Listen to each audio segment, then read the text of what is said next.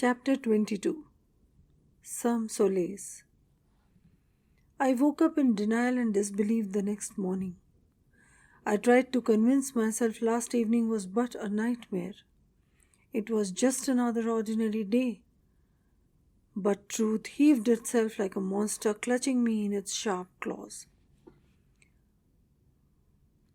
Scared to core, I pulled the covers over my head and shut my eyes tight. I know not for how long I lay there like that, but woke up by a loud banging on my door. Reluctantly and with heavy steps, I opened the door. It was Abhigyan. I laid back down on my bed with a blank expression. Abhigyan looked concerned. He inquired, "What has come over you? Are you all right? Do you feel unwell? Are you feverish?" He threw a volley of questions, touching my forehead with the back of his palm and checking my pulse. "Let's take you to the hospital wing," he said. I cut him off. "No thanks, Abhigyan, I'm perfectly fine." "You did not come to the department," he added. "You didn't inform anyone. This has never happened before. I was worried. Mana, you got to tell me what's wrong." "I fear it's something very serious. Come on, speak up." Abhigyan went on non-stop. I hadn't the courage nor the inclination to satiate his curiosity at that point. My pulse was stable, I was afebrile and conscious-oriented. I thought that was enough relief for him for that moment. I just wanted to be alone. I asked him, "Please cover for me today, Abhigyan. I'll do the on-call tomorrow, I promise. I need to rest." Quietly, he sat there for a while. He knew me better not to pester any further. He got up and left. I lay there desolate and melancholy. Whole of the last night, the events, the feelings, and the words came back to me like a spinning merry-go-round. The day was spent between sleep, cold sweat, night, exactly daymares, disturbed sleeps, and more nightmares. Eventually, the next day arrived. I was utterly exhausted both inside and out. I had hardly eaten anything the day before, yet wasn't feeling any hunger. I showered, had some milk, and started for hospital. Life was certainly not in a mood of giving me a break. Working, tending to my patients, made me relax and helped ease out my sense of worthlessness. Abhigyan was constantly by my side, helping me, aiding me in every possible way, completely unquestioning. The next 3 days were as difficult as could be. I was collecting myself with difficulty. I struggled hard not to let my work suffer lest it reflected on my patient management. That was the only drive force that kept me going. The fourth day was like any other. I continued mechanically with my daily routine. I was sitting at the desk completing the files and registers after the clinical rounds when that self-same floral fragrance, so dear to me, hit my nostrils. I jerked my head up.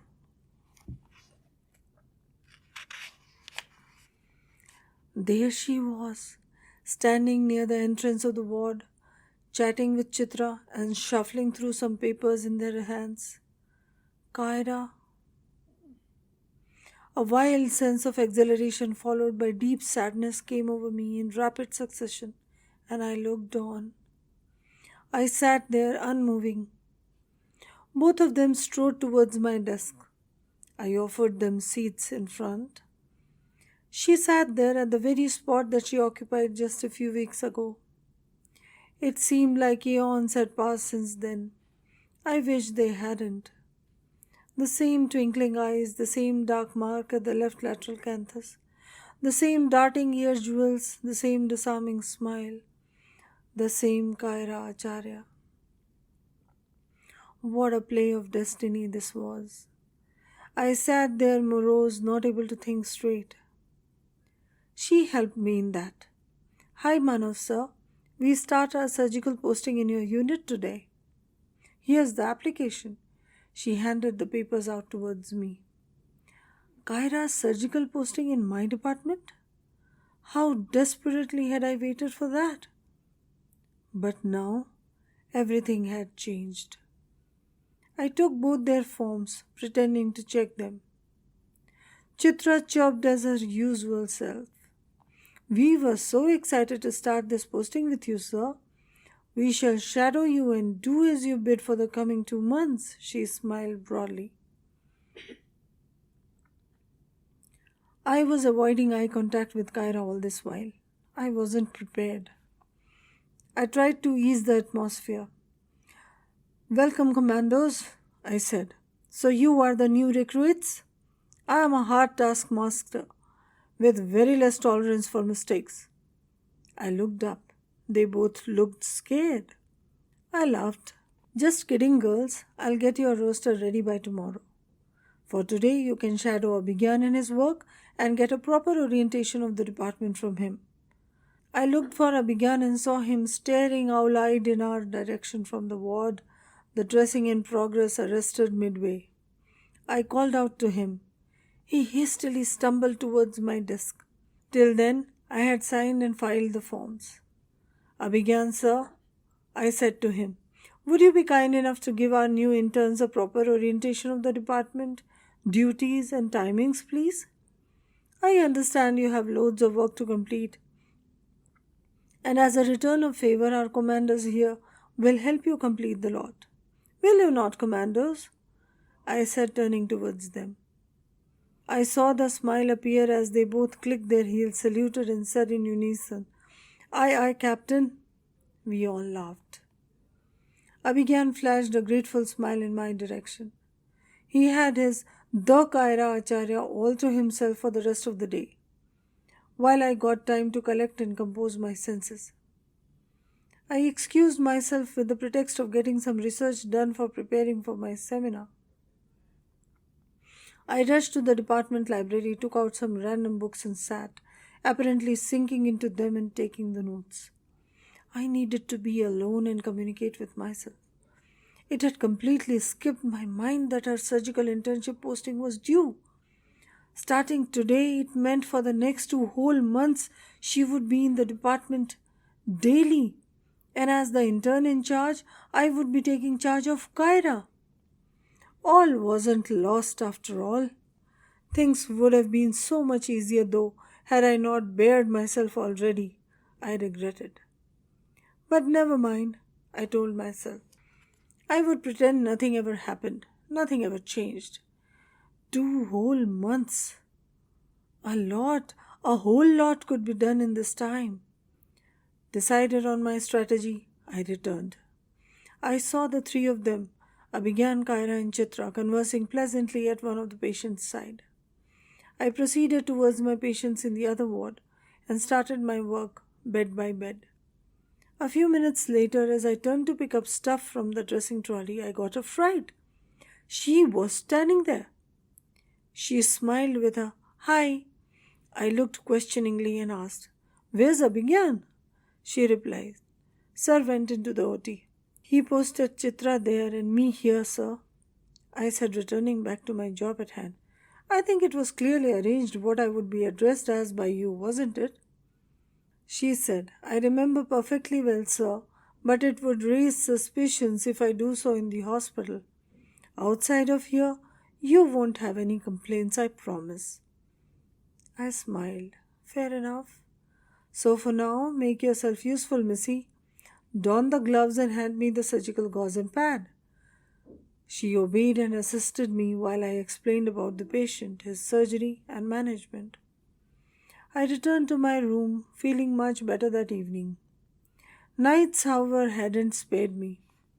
Sleep was yet again disturbed, filled with strange nightmares. In one of them, I even saw Bigyan and Kyra in study affair, both talking and laughing together, hardly taking any notice of me.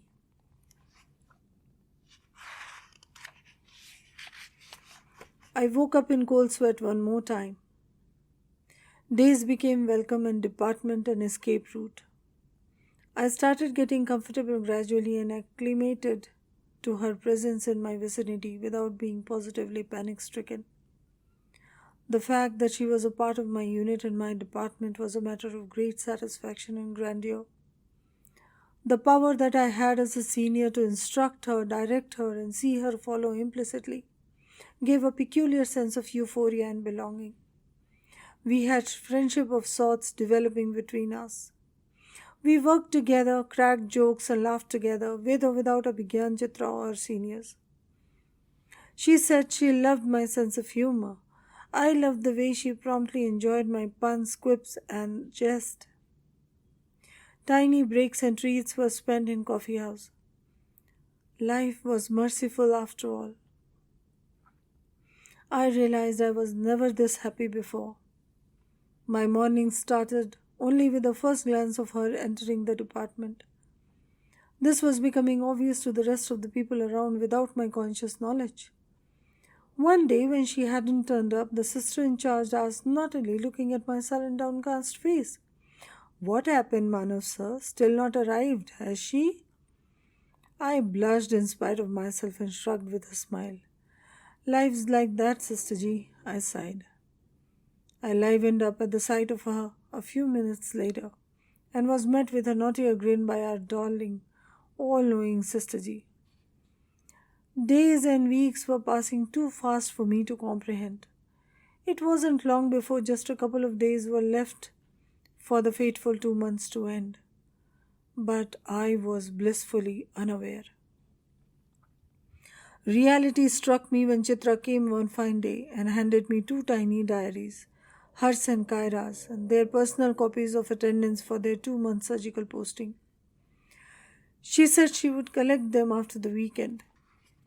That was the last day of their posting, and Kaira hadn't come that day.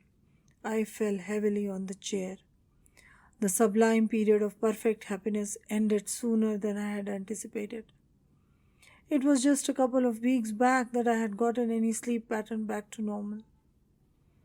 Life was gradually turning in my favor, I had so stupidly inferred. It was a shock worse than that, the one at the dinner party night, the one of the proposal and the rejection. And now, we hadn't even said proper goodbyes. The same eerie, hellish vacuum engulfed me as I reached my room that day, the diaries in my pocket.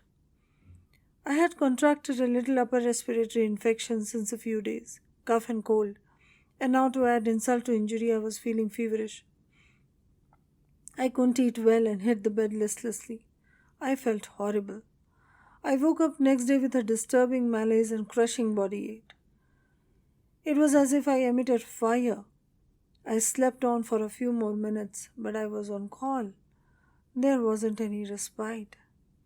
I mustered all my might, freshened up, took my milk, popped in a paracetamol, and left for the hospital. It was tough for me to work that day. I was posted in the post-operative ward then. It was a wee bit secluded with nearly all the facilities of an ICU to properly tend to the post-op patients. Less staff was instated and there was very little traffic. Monday morning I took my rounds and tended to the ward work with reeling head. Abhigyan had offered to cover for me, but the prospect of being stuffed in my claustrophobic room with the physical, psychological and emotional condition that I was in was far from welcome. Inadvertently taken paracetamol, nearly nil oral intake, and no rest at all took a toll on me.